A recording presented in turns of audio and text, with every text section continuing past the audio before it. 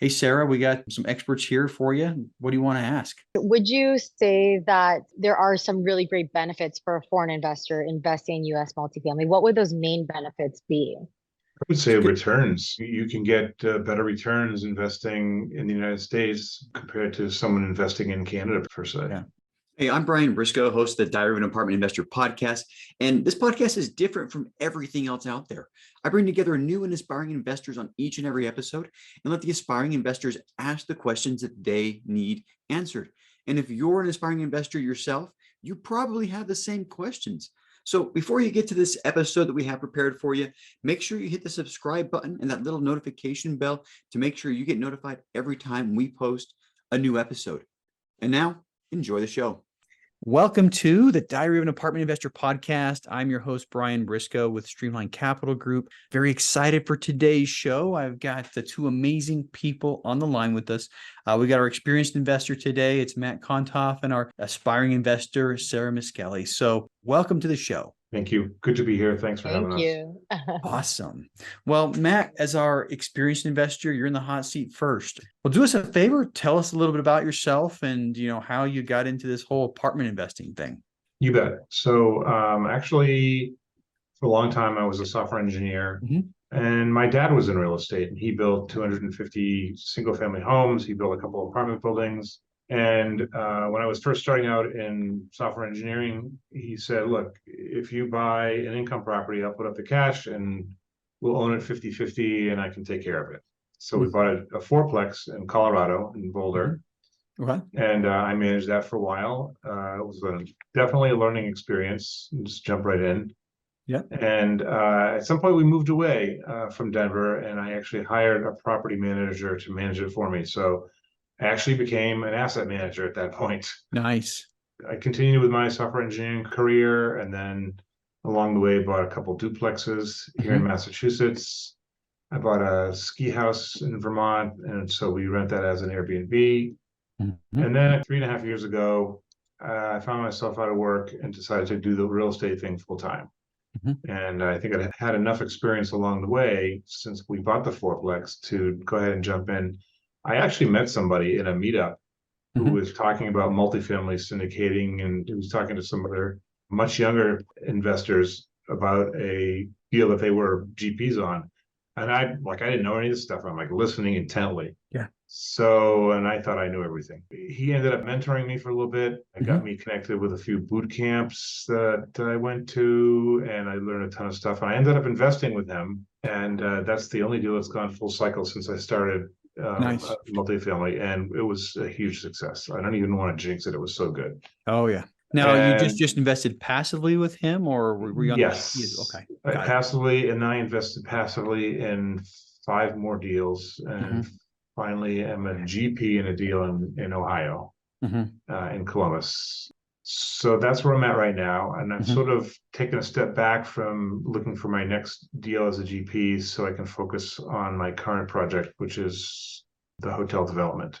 Nice. Yeah, so you went from single family to multifamily and now hotel. Why the shift? Well, so the multifamily just makes sense with regard to economies of scale. Yeah. If you're renovating, it's just cookie cutter. All the units are almost identical. And so it can go very quickly. Whereas if you're renovating a single family home, it's all unique. It's not different. And a close friend of mine called me up and she said, hey, Matt, I've got this land in Bali. My partner, Eddie, and I want to develop it. Will you help join us and help make it happen? And so I looked at the particulars and I said, yes, let's go do this. And so I invested a chunk of money and time, and it's rolling forward. So, I mean, going from single family to multifamily isn't necessarily a gigantic jump. I mean, it is a big difference, but it seems like hotel development in Bali is a huge jump. What went through your mind when deciding whether to do that or not? Well, I looked at the potential for the profits and the business plan. A lot of it was our partner on it with boots on the ground there, Eddie, who lives in Bali. He's done this before. He's built a villa before and a hotel, and he's run a restaurant before, and he's designed beautiful landscaping and gardens And so I just know that based on the stuff that I've seen from him, that this product, this hotel, is just going to be elegant, luxurious. He wants to create a 4-star experience hotel with all the amenities. He sent me a list of amenities for our Royal Lodge, which is our top end lodge with, I don't know, must have been 100 items on there. Nice. Nice. Well, awesome. Hey, best of luck on that one. I mean, hopefully that all works out well. Let's talk about the transition from single family to multifamily. What were some of the biggest challenges you had on that transition? There's a bit of a learning curve, learning the ins and outs of syndication and the legal stuff, of course, 506B versus C. What are the differences? Can you advertise? Can you not advertise? How many sophisticated investors can you have? Yeah. And then finding properties, sourcing properties, connecting with brokers. So pretty much everything. Yeah, really. Yeah. You know, I haven't really done a lot of the capital raising part of it, but I'm working on that. Yeah. That's a part that vitally important on that end. Now, you mentioned that you found somebody who was able to mentor you and you invested with them a couple of times. Well, you didn't say a couple of times. You invested with them at least once, but 2 times. Yeah, 2 times. Yeah. 2 times. Okay. Yeah. How did that contribute to, I mean, you making that transition from single family to multifamily? I'm not sure if it was a transition or not. I'd been looking at multifamily investments. I haven't gotten rid of any of my onesie twosie investments. I still have the duplex in the ski house in Vermont. So the first deal I got the offering memorandum, looked through it, and I did so much due diligence. I called his references. They sung his praises big time. And then, so I did more diligence. I got on Google. I actually called a friend who lived in the area, asked about the economic viability and the growth potential of the area. So I did a lot of research in that regard. And I did a lot of underwriting, looked at his underwriting numbers as well. And I don't think a lot of people ask for the underwriting. You might know better than I. Some people do, some people don't. I have a little different philosophy. I mean, I'll give people my underwriting, but I don't think what's on paper is what matters, to be honest with you. You know, I mean, anybody can put numbers on a piece of paper, you know, and anybody can put numbers on a piece of paper and make them look good. But really what it comes down to is the execution, you know. So if somebody asks me about my numbers, I'll give them the full underwriting, you know, especially people who are partnering with us. You know, they'll get the full underwriting. But yeah, I mean, what I've learned, I think, over time is the thing that's most important is the person that's putting the numbers on the paper and not the numbers themselves. So, I mean, it's helpful to know, you know, how somebody underwrites and how they put numbers on the paper. But end of the day, the person who puts the numbers on the paper and the person responsible for executing, I think, are the things that you should focus on. But so I want to add to that, and that my dad told me, paper takes any print. So the spreadsheet takes any numbers. And so there's a bit of that. But I think at the end of the day, it comes down to a lot of identifying problems, being able to solve the problems as they come along, and being creative and having experience to deal with some of these kinds of problems. And just to be diligent and consistent and figure it out as you go. My last actual software engineering job, part of the job description was to be able to figure it out on your own, which is kind of weird, but don't ask me for help. Go on, do your own thing. So. Yeah, I remember, you know, there was one job that I was in, this was like 10 years ago in the military, and it was just me and my boss. I mean, literally the only 2 Marines working in a whole country, you know, and he was in charge of, you know, a big program, and he got sick and I was brand new. And I was like, can you give me some guidance on this? He's like, yeah, you go in there, you look around, you see what needs to be done, and you do it. Exactly.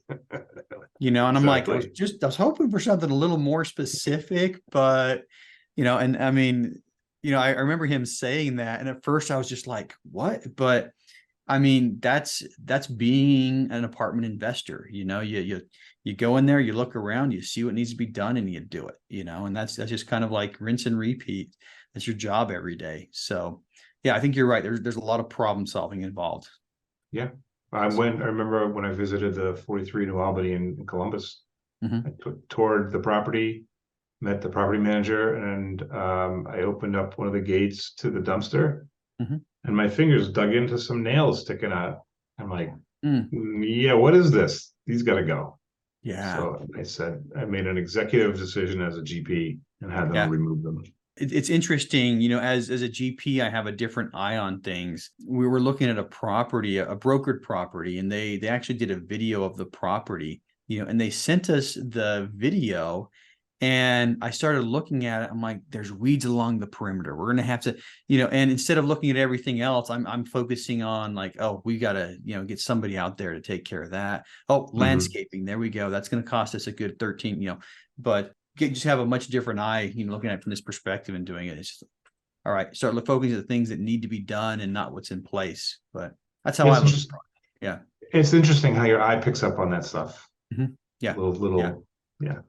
So, and immediately, when I start looking at stuff, I start looking at roofs and parking lots. It's just like everyone else is looking at the finishes, and I'm like, how old do those shingles look? Is the whole parking lot black? What do the ceilings look like on the top floor? Oh yeah, absolutely. Yeah, watermarks in there, but it seems like I start focusing on the things that I know are going to be the most expensive to fix. And it's like, oh yeah, parking lot needs to be redone. That's 80,000 right there. But anyway.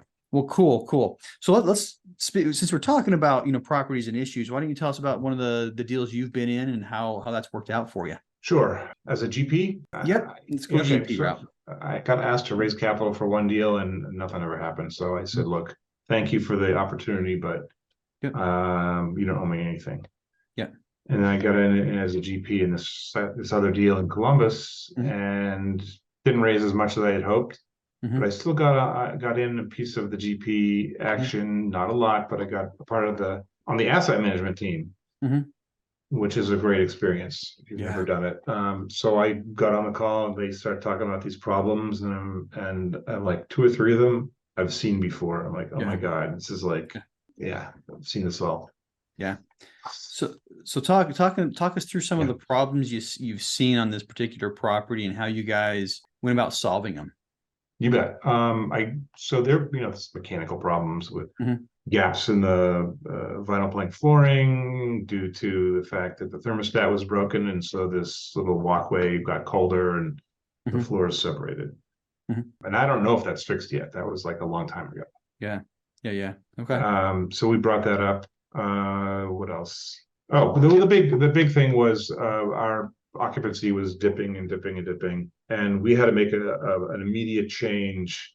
We brought a different on-site property manager who brought the property back up to 100% occupancy. But what had happened was the property manager had just totally dropped the ball with regard to taking over the marketing for the property, taking over the Google account, answering reviews, and just general advertising. And this is a brand new building. There's no reason why occupancy should be so low. Yeah. Slowly over time, we got back up to 100%. It took us about 6 or 7 months. But now we have a solid, good, known base of residents, and we actually had to evict some who were just sort of fillers, I guess. The builder filled them up pretty quickly. And so now we're at a stable point. We're at market rents. We actually have 4 short-term rentals, which we rent to medium-term rentals that we rent for a month or more. Okay. And so doing well there.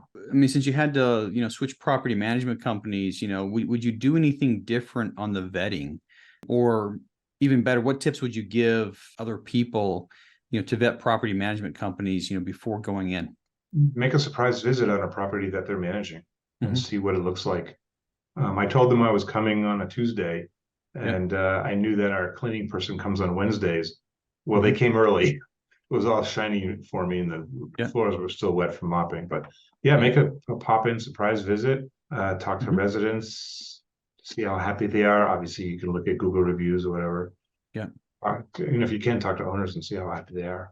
Yeah. One thing I've learned, and you mentioned this before with the reviews, you were talking about you check the reviews of the syndicator, but, somebody asked me for references, I'm going to do what everyone else does. I'm going to point them to 3 or 5 people that I know like me and I know are going to say good things about me. But, it's the same thing I think with property management companies, but anyway, that's something that I think a lot of people struggle with. And I think a lot of people talk about, hey, we had to switch property management companies, or this property management company was terrible. And anyway, ends up being something that a lot of people end up facing is that decision on, do we replace them, and I think really at one point, after firing 3 property management companies on the same property, I started asking myself, is it them or is it me?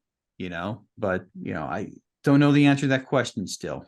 But anyway, well, cool. So let's talk about your why really quick, and then we'll get into what's coming down the pipeline for you. So what is your big burning why? Just to get more passive income, time freedom. I actually enjoy the asset management part of things, and for solving the problems. So that's part of the whys. But the big one is time freedom, so I have more time to go ski and go do play. fun stuff. Exactly, go play. fun stuff. Yeah, fun stuff. go do fun Skiing, stuff. hiking, traveling, all that. Speaking of, hiking and traveling, I think we might talk a little bit to Sarah about stuff like that. And sitting there in lovely Costa Rica, right, Sarah? Yeah, indeed. Absolutely. So, all right. Well, Matt, last question for you. What's coming up next? Next is, speaking of traveling, we're taking some time off and going to Spain. We're going to go to Barcelona and then hike around the Pyrenees. Okay. But other than that, the main focus is raising capital for the construction of the hotel in Bali. And we have a little plot of land in some remote rainforest near Ubud. It's on a river. It's just lovely. And we need to raise a bunch of money to build the hotel. So we're going to build this restaurant and a spa and the Royal Lodge, the big fancy one first, and then some outbuildings and more lodges. So each lodge has 1 or 2 bedrooms, and they'll be beautifully appointed. I think they may be even unique to between each of them. And that's my big journey, my BHAG for the next year or so, is to raise this money.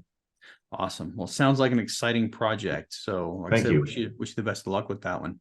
So I do want to say that I do love to ski. I don't know if you know this, if I've mentioned this, but I've been skiing since I was 4, this many.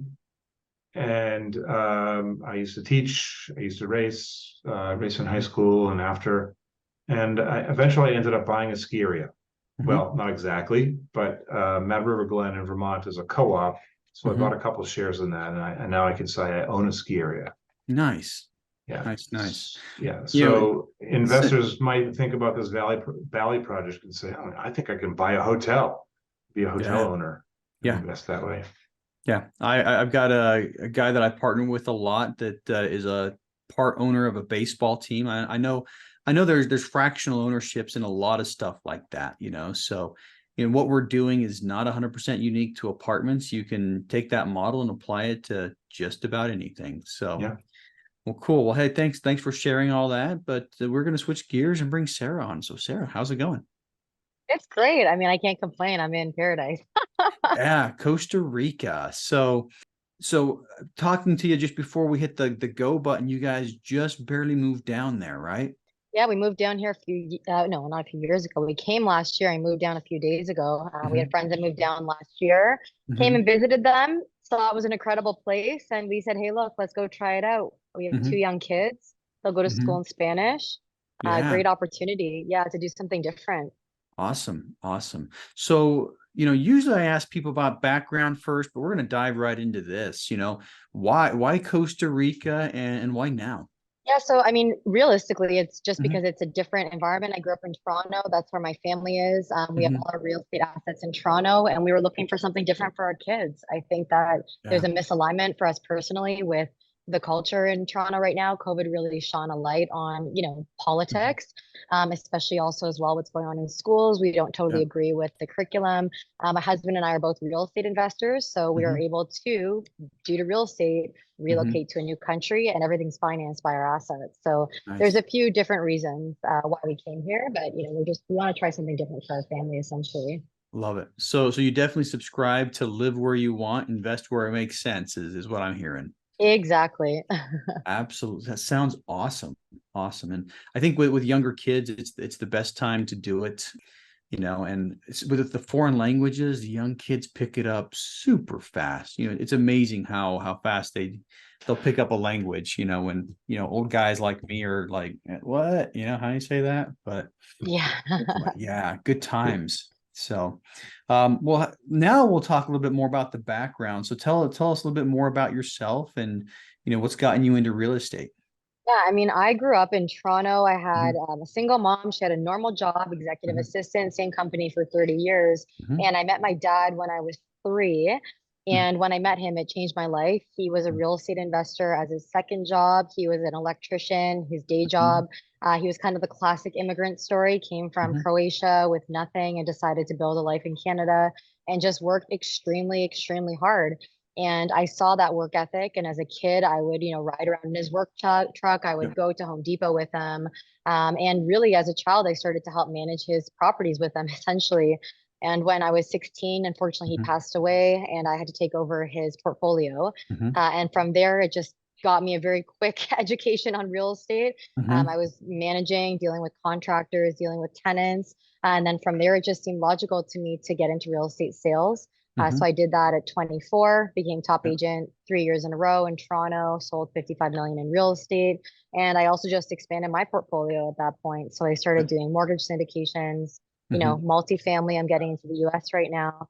But I've just diversified to the point where now the passive income allows me to live in another country. So that's yeah, kind of been the trajectory. And now I just see more opportunity as a Canadian getting mhm, into the US market. So that's why I am focused on, exploring more multifamily options in America, because, your dollar is attractive as well. awesome, awesome. Yeah, I mean, sounds fascinating. Seems like you're going to have to really understand the foreign investor rules, in the US, from Canada. Yep. So you probably have a lot of Canadian contacts. I almost always say that backwards. You're from Canada with a lot of Canadians. I don't know, but I almost anyway. Yeah, now you're in Costa Rica and presumably, making some contacts down there too. So that's some fun stuff to navigate right there. So, but yeah, so we talked, I mean, you talked a little bit about this through your story, but if you could like focus in on your why, what would that be? Yeah, I think for me right now, the biggest gap I'm seeing is I grew up, I was this young woman. I didn't really Mhm. have a lot of people to help me learn about Yeah. real estate. I had to kind of take it on by my own initiative, which I think Mhm. was because of that work ethic that my dad gave me. But I think that there is a missing gap right now for women investing. Mhm. That's kind of my biggest mission by 2030. There's about 30 trillion that are going to be coming from baby boomers. Women are going to control a Mhm. lot of that. I truly believe the next wave in finance and investing is going to be women led. Mhm. So for me right now, I want to get more women invested in, Yeah. real estate. When I took time off to have my kids, if I hadn't had income from my real estate assets as an entrepreneur, I would have been kind of stuck, right? So Mhm. that passive income from real estate is a huge benefit, especially in a woman's life and the seasons and lifestyle, Yeah. with kids and all those transitional things that happen, taking care of elderly parents. There's just a different dynamic. So Yeah. my focus is getting more women invested into things like multifamily, as well as other opportunities to really, grow their portfolio and have more time freedom, Yeah. geographic freedom, more time with their kids. Mhm. Awesome. Awesome. Well, I did true story, and not really a story. Fun fact. How about that? More wealth in the US right now is controlled by women than by men. Mhm.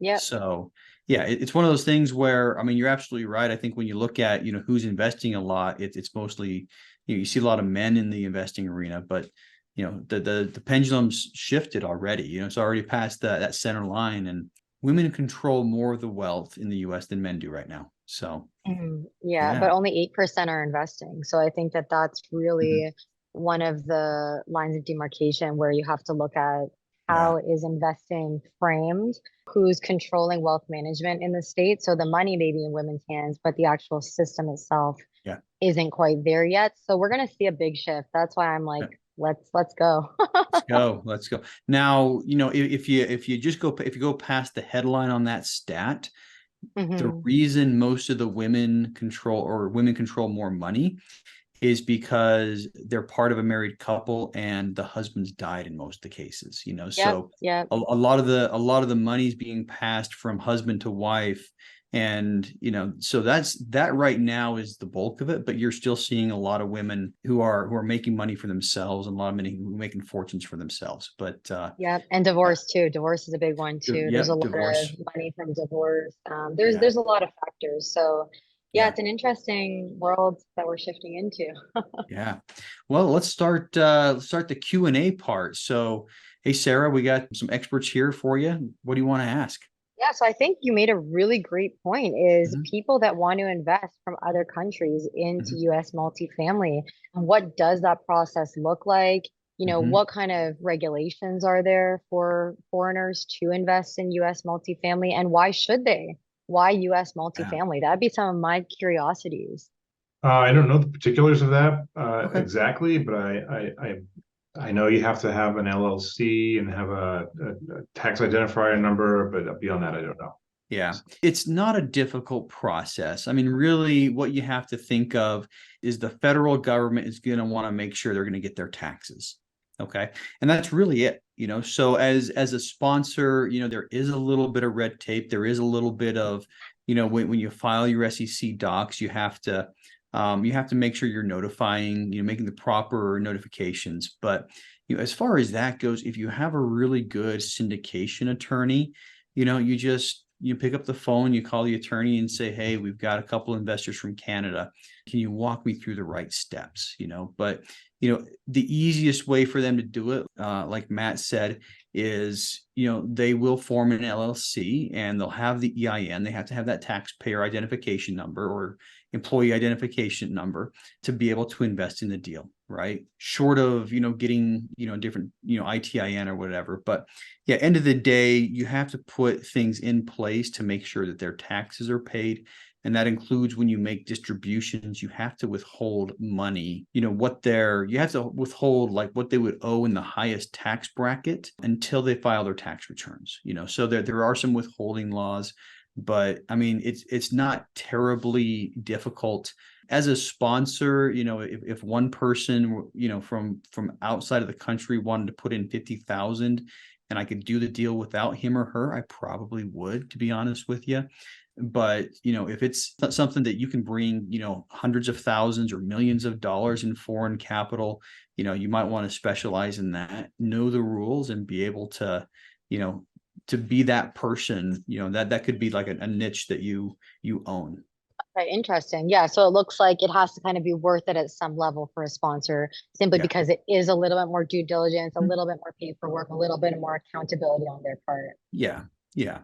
And more procedures. And if the attorney is doing more work, they're going to bill you, so a little bit more money as well. So you just got to make sure the juice is worth the squeeze, but the process is not super difficult.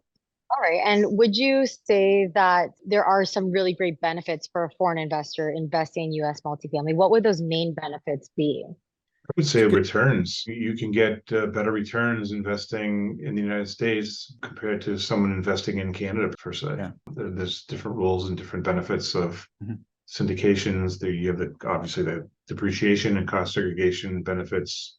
Yeah.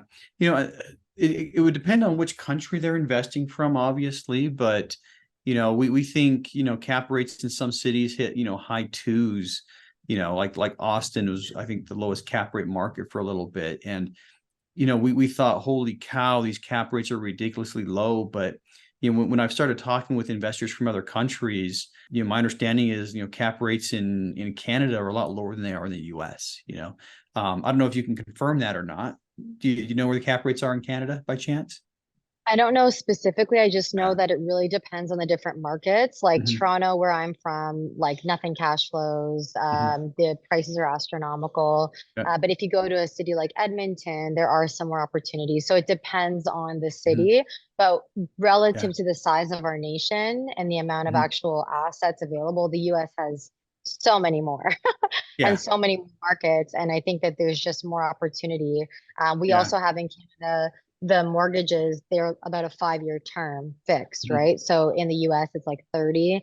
So there's just not as much security and stability, especially with rising interest rates. So I think that's also very appealing for Canadians about this. I think the last thing you said is the best reason to invest in the U.S. is the security and the stability, because when you look at the economy compared to other countries, we have a very secure and stable economy, and it's a very investor friendly economy. Once again, depends on what nation you're jumping into, or jumping in from as well. So cap rates for hotel sales in Bali are like around 7 to 8%. Mm-hmm. So there's that. And there is a depreciation component, but it doesn't kick in until you're operational. I would say, just from, my travels outside the US, a lot of people want to invest in the US because of the perceived safety and security. I think that's a lot of what it is that perception. Makes sense. All right. And then I would say then, I guess, Matt, for Bali, like what would you say is kind of the most attractive thing about that? If somebody was going to choose, okay, I want to invest in the US or Bali, what would you say if I had $100,000? How would you direct me as an investor? And just say I'm a new investor. So to Brian's point, and the safety and security versus returns. Yeah. What would your response be if you, for example, had a deal in both Bali and the US at the same time? Yeah, that's one of the things I'm wrestling with is how to attract US investors to this property. So there's a couple of things. The returns we're projecting are better than the normal apartment syndication offering. So there's that. And we actually have to do that just to make it more interesting for folks to invest overseas. Obviously, it's an unknown. It's on the other side of the world. There's risks that people don't know about. But we have the land, so we have a lease on the land. We can't buy the land. You can't buy land unless you're an Indonesian citizen. And we will, in short order, re-up the lease for another 25 to 35 years. And that will give us, I think, a 55 to 60-year lease total. So there's no closing at this point. We actually have the lease on the land. We've built a couple of buildings already. The construction team that we have, we've worked with before. Our partner on the boots on the ground, Eddie, there has experience doing this, and we have a known experienced lawyer and accountants in Bali that are familiar with this sort of project. So there's that. I mean, I know a lot of foreigners want to just like, oh, I love Bali, I want to invest there, I'm going to build some hotels. I'm just going to go and organically try and find land, and things go south. So for me to answer that question, I think somebody would have to have more than $100,000, to really make that conversation worthwhile.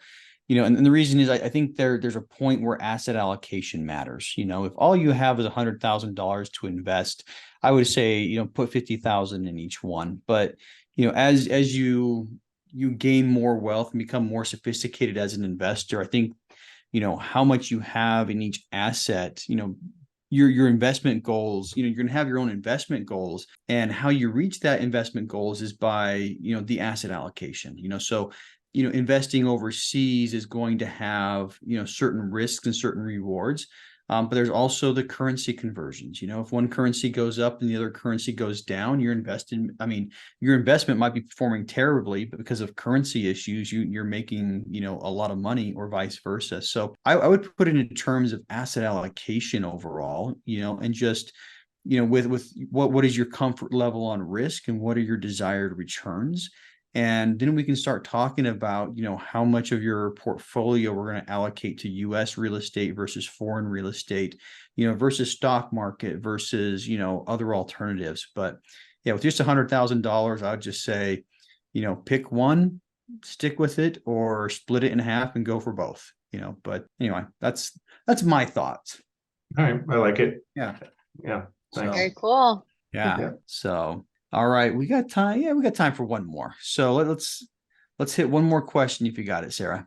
Yeah. So in terms of the US right now, I mean, all the conversation is about interest rates going up, and there's just not a lot of opportunity, and everybody's going away from multifamily. What are your thoughts on multifamily from a longevity perspective? Is there still ability to be profitable in multifamily in the US? I love this question. Yes. Always. Matt just says yes, there is. As long as your numbers work and you're conservative about the potential risks. Yeah. Yeah, I think right now is a time to focus on limiting your downside. I think now real estate over, thousands of years has been where people have, made wealth, stored wealth. And I mean, it is the original investment. It's not the alternative investment. So I don't see that changing. I don't see real estate as an asset class, fizzling out and dying. And multifamily, because it's always going to be in demand because of shelter, I don't see that going anywhere either. Now, I also would caveat that by saying it also depends on your time horizon. Okay. The Fed's raising rates. Okay. That is affecting cap rates. That's affecting how much money buyers can pay for properties. And it's affecting, sales prices. So, property prices are going down. So I would say, if you're trying to do a light value add and flip a property in 12 months, you might want to think twice, because, in the next 12 months, market volatility might kill the deal. But, if you're in it for the long haul and you can pay your bills, pay the mortgage, pay all of your expenses, I mean, I hate to say, I saw this on social media today, and I've heard it a lot at conferences. It's like stay alive till 25 is what a lot of people are saying. I don't necessarily agree with it, but I think the sentiment is there. It's, I'm still buying apartments. We closed on one a couple of weeks ago, and, hopefully I'll be announcing that we close on another one soon, but I'm still buying apartments because I truly believe that. And, as long as we can last through whatever economic part of the economic cycle we're in, I think real estate's going to start going back up. And a lot of people are going to look back at these years like they look back at 2011 and 2012 and say, man, I wish I would have bought a ton more stuff. So, Yes. Or like my dad said, I wish I held on to everything I ever owned. yeah. He told me that. So I think a great question. But anyway, we are about out of time. So last question for each of you. Matt, you get to go first. How can listeners learn more about you? Well, I'm on LinkedIn, Matt Kontoff on LinkedIn. I'm the only one there. And you can go to my webpage, redwingcap.com, or shoot me an email, matt@redwingcap.com. Nice. Sarah, same question for you. You can find me on LinkedIn, Sarah Miskelly. Awesome. All right. Well, hey guys, thanks for coming on the show today. Very much appreciate it. And, hope to talk to you guys soon. Hey, if you like that episode, make sure to subscribe. But more importantly, if you haven't joined our multifamily educational community yet, which we call the Tribe of Titans, you are missing out. Get 30 days free by clicking the link in the description to this episode, or go to thetribeoftitans.info, and we'll see you there.